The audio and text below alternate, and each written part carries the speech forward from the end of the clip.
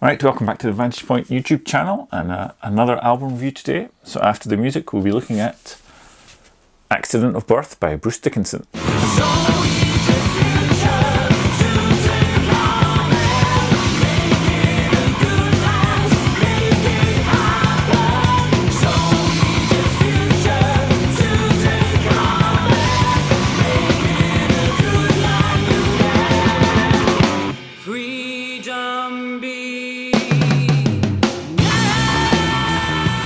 Okay, so even though Bruce has just released his new album, the Mandrake Project, I thought I'd go back and review Accident of Birth, which obviously first came out in 1997. This is the first Bruce album I've reviewed. I've done a few Maiden albums, which you can see in my Hall of Fame. So obviously I'll give each song in this a score, and we'll see if it manages to go in the chart any higher than a Maiden album. So obviously this was his return to the metal back in 1997 after the Skunkworks album, and it opens up with Freak, which is I guess a real statement of intent. It's a real heavy song, probably at that moment in time the heaviest thing he'd put out. And first thing you can see is that it's a really classy production. Everything sounds clear and concise in it, and Bruce's vocals sound amazing. It's not one of my favourite songs. It's a bit too heavy for me. I'm not so keen on down tuning and detunings and whatever. So it's kind of on the borderline. I still like it, but it's just a touch heavy for my taste, but not too heavy. But that part, it's a great, well performed song, and it's a great statement of intent for the start of the album. The next track up, Toltec 7 Arrival, really, I don't know, it's not much of a track. It's just an intro to Star Children. But thankfully, unlike on Final Frontier, it's kept as a separate track. So if you don't fancy listening to it, you don't have to. Unlike Satellite 15, but in saying that, Toltec 7 is not quite as intrusive as Satellite 15. But Star Children is really great. I love the rhythm guitar sound on this track. It's much more polished than on Freak, and Bruce's commanding vocals. He's really soaring over this one. There's a nice little middle eight before the instrumental section, and again the solo's not really and in your face. This is an amazing guitar solo. It's just a nice little melodic piece, not detracting from the song or not adding to the song in any way. It's good. So it's got a great chorus on it. It's a really nice song. Nothing exceptional. It's probably not one you'd go listen to this to see how good Bruce is, but it's a very good, competent album track, and it's shaping up to be from here a very good album. And with the next track, Taking the Queen, where he comes down a bit with just some strummy acoustic guitars, with Bruce singing nice lower, more in his mid-range, not in the high operatic Bruce. And then the drums come in and the vocals are really nice there, and it's really building some really nice impassioned vocals over the distorted guitars before it then comes down again to just the vocals and acoustics. And it's really nice dynamics in here, and there's some really nice little bass playing underneath it all, so it's really enjoyable. And then the first real guitar hero moment with some really nice solos. It's really melodic and kind of really highlights and lifts the song. And Bruce comes in again with his soaring vocals. So this is a real classy track. Really good. And then we have Dark Side of Aquarius, which is just it gets even better. It's just an exceptional tune. And again, I love the little bass playing in the intro to begin with, and then the guitar riff comes in. It's kind of a circular riff, it just goes round and round, and So when the band comes in, when that's real, that riff, it's real head nodding or head banging maybe. But if you're just sitting in the room, you just kind of nod. You don't. Well, I guess some people probably jump around and bang their head in the room, but it's really good, and I love the kind of the vocal bit from "Here Come the Riders." He sounds great in that. And then in the lead up to the solo with all the drum fills and the snare really builds up the excitement, and before the guitar solos come in, which is great. And then probably that highlight song for me is the vocal passage with the Silver Surfer. It's just got hook to it. It sounds great, and there'll be times when I'll listen to that part and then I'll just go back to start the song, listen to it all again, so you get that part again, because it's quite a short bit. And yeah, so it's a great track, one of my favourites on the album. So with the snap of the drums to introduce it, the next song up is Road to Hell, which was instantly my first favourite of the album. Probably is the most, I would say, Maiden-esque. You know, it's the first one in the track listing written by the Smith-Dickinson partnership, and yeah, I'd put it up there, kind of akin to your 2 Minutes to Midnight and your Flight of Icarus, just as that kind of commercial, really good heavy hard rock metal song that Maiden could have released as a single. And I would have put this one out as a single for this album, which is maybe why he didn't do it. Maybe felt it would have come across a bit too overtly Maiden, but it's a great tune. Bruce kind of attacks the verses and then really steps up for the kind of the bridge and the chorus with the soaring vocals, which is what you really want. And then there's a great instrumental section building into the solo with the hits on the snare and the little kind of leady lick Smith is playing into a great solo. So it's a great, you know, fist in the air, going on to the Road to Hell type tune. So a real highlight of the album for me. And yeah, as I said, I would have stuck it out as the first single, or even as the second single, but he didn't actually put one out, though there was a video for it. Then the album comes down a notch slightly with the kind of atmospheric intro to Man of Sorrows, with the kind of lightning crashes in the background, but paving way to the piano intro, and it's basically a piano and vocal led track. It's not what I call a ballad. It's a bit too heavy for that.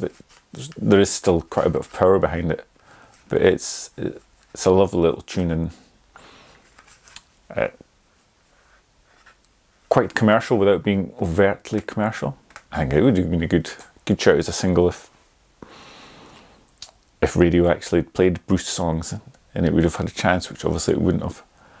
But yeah, it's very obviously performed and sung very well, very evocative song, and a nice Adrian Smith lead break. So it's a great tune.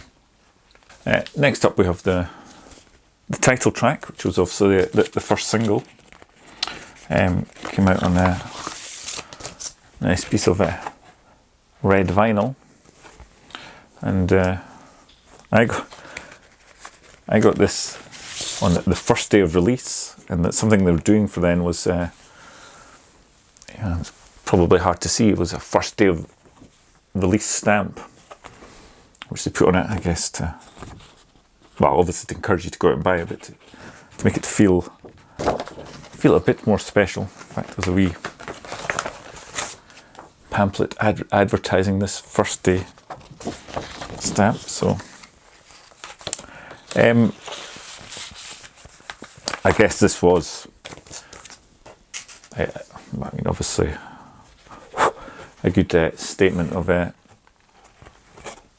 he was going. Obviously released before the album, and it's a really good metal track. It's not one of my favourites. It's good, competent, but I don't think it's commercial as Road to Hell. I think that would have been a Here I'm Back doing Maiden stuff. It would have maybe done slightly better than this. I think this just stayed out the charts. But it certainly let you know where he was, what he was doing. And it's got a good, enjoyable chorus, and it's a good sing-along song, but not a highlight of the album. But then that's because there's other stuff that's so much stronger. So yes, now I can get. I put this on eBay and I've just sold it. Actually, went for 22 quid. So now this review's done. Okay, it's going off to somebody else. I sold the album as well. It went for £44. I've got them all on CD, so I decided I don't need vinyl copies. I never listen to anymore. Anyway, then we're back to a more standard hard rocker with The Magician. A bit more akin to Road to Hell, I guess, but not quite as good riffs. So the music's slightly less memorable, although still very good. It's not substandard or anything. Good choruses of the woes, and then my favourite bit is the kind of the hook into the solo, where he claims it's magic is my game, and then it hits in with the solo. That's a real highlight of. The solo is the highlight of this song, but that bit, the intro to the solo, is a real highlight of the album, dare say. Never mind just the song. Then we get the second Smith-Dickinson collaboration, and I think probably the low point of the album. It's a bit slow and plodding for my liking. Doesn't really go anywhere. In fact, the B-side, Accident of Birth, Ghost of Cain, would be I would have put that on the album instead. In saying that, Welcome to the Pit is quite different pace, so maybe they did it for that, just to have more variety, whereas I guess as much like Ghost of Cain, it is a bit of what you call maybe a maiden by numbers. So a nice tune, but not a great song, and I suppose not really pushing them anywhere different, so maybe that's why it wasn't deemed worthy of the album. Although it's good to have, and obviously on these remastered things it comes up now as a bonus track, as well as the Spanish version of Man of Sorrows. But anyway, yeah, Welcome to the Pit's my least favourite on the album, and a bit of a skipper for me, just to plod along. The interesting thing is that the guitar solo is very reminiscent of the one on Sins of Your Father on the Psycho Motel album. So I don't know if Adrian subconsciously lifted it, or if he thought, well, that's quite a good solo, no one's heard it, I'll just use that again. Or at least the basis, obviously it's not identical. But yeah, it's Welcome to the Pit. And then next up is Omega, which is another change. It's quite a diverse album, and it's with some clean guitar playing and Bruce singing to begin with, and more in his mid-range before he then transfers up to his higher range when the distorted guitars join him. Now there's real dynamics in play here, and then it goes into a kind of tasteful guitar solo, and that could actually just be the song there. They could have just, whatever, done a chorus and finished it out, but actually what they really lift a good song into being a great song is they, halfway through the solo, they really ramp up the tempo and the riff underneath, and you go into more of a shredding solo, which is quite a contrast, and it really just gives the song something else, a bit more to it. So it's a great tune. And then into Arc of Space, which is the last song on the album, and again a bit different. Lots of kind of nice acoustic guitar picking, and some really impassioned, powerful singing from Bruce. He really has been that's at the top of his game on this album. His vocals are immense, and they're really highlighted here when it's over a more tender piece of music. Not that his vocals don't sound great over the noisy rock tracks, but you can really sit back and realise just how good a singer he is here. And again, a nice, lovely kind of acoustic lead break on this. It's a nice little tune, and quite a different way from for the album 10. You kind of expect them to go out with a big bang, but kind of go out with this more acoustic paste and quite a nice, powerful piece of music. So yes, it's a Accident of Birth. It was a great comeback for Bruce, although I did enjoy Skunkworks, but a great metal comeback. And so I have obviously given somewhere on the screen my ratings for each track, which then gives us an album rating, so it can then go into my Hall of Fame, and you can see that there.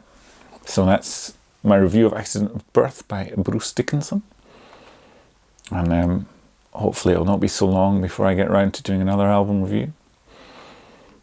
Until then, you can of course always check out some Vantage Point videos on this channel, and I'm sure we'll have a new song coming soon that you can listen to. Anyway, until then, thanks for watching. I'll catch you in the next video.